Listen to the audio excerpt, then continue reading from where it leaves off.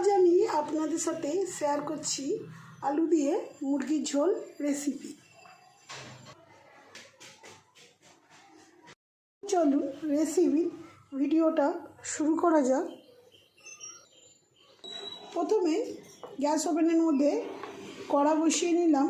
দিচ্ছি গরম কড়াতে পরিমাণ মতন সর্ষের তেল। এরপর গরম তেলে দিচ্ছি 2টি শুকনো লঙ্কা আর একটি তেজপাতা। তেজপাতা শুকনো লঙ্কাটা একটু ভেজে নিচ্ছি। এরপর ফোড়নে দিচ্ছি গোটা গরম মশলা, দারচিনি, লবঙ্গ, এলাচ। ফোড়নটা কিছুক্ষণ ভাজা করে নিয়েছি, সুন্দর গন্ধ বেরিয়ে গেছে। এরপর দিয়ে দিচ্ছি কেটে রাখা 2টি বড় সাইজের পেঁয়াজ কুচি। পেঁয়াজ কুচিটা তেলের মধ্যে ভালো করে ভেজে নিচ্ছি। এরপর দিয়ে দিচ্ছি কেটে রাখা আলু টুকরো।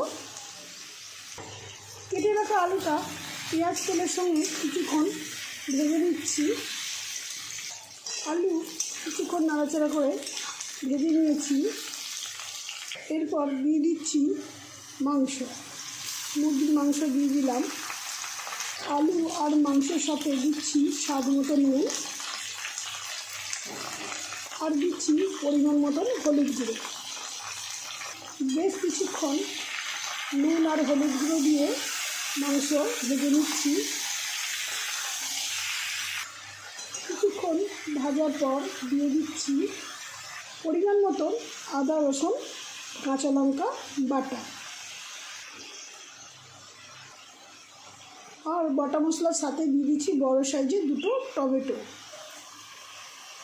মশলা বাটা টমেটোর খুব ভালো করে কষে নেব। যত কষবে তত মাংসের সুন্দর টেস্ট হবে। এইভাবেই ভালোভাবে কষে নেব।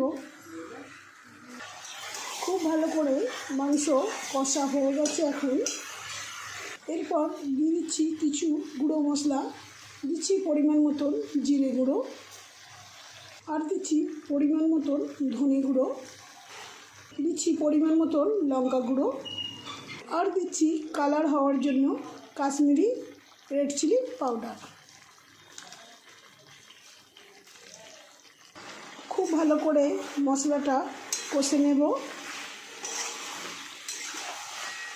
মুরগির মাংসটা কষানো একদম রেডি হয়ে গেছে। দেখতেই পাচ্ছেন মাংস থেকে তেল ছেড়ে গেছে। এবার দিয়ে দিচ্ছি পরিমাণ মতো জল।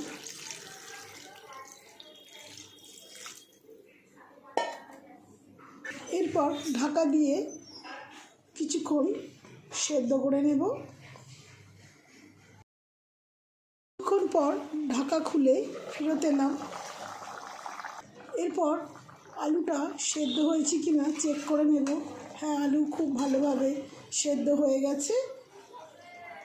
এরপর দিয়ে দিচ্ছি সানরাইসের গরম মশলা গুঁড়ো। পরিমাণ মতন সানরাইসের গরম মশলা গুঁড়ো দিয়ে দিচ্ছি। খুব সুন্দরভাবে মিশিয়ে নিতে হবে। দেখুন কত সুন্দর কালারটা এসেছে। এখন আমাদের রেডি হয়ে গেছে মাংসের ঝোল। এই আলু দিয়ে মাংসের ঝোলটা কিন্তু গরম ভাতে খেতে অসাধারণ লাগে। কে খেতে ভালোবাসেন কমেন্টে জানাবেন কিন্তু। সবশেষে 1 মুঠো ধনেপাতা ছড়িয়ে নামিয়ে নেব। এখন রেডি হয়ে গেছে সহজ পদ্ধতিতে আলু দিয়ে মুরগির ঝোল রেসিপি। ভালো লাগলে লাইক, শেয়ার, কমেন্ট করে দেবেন।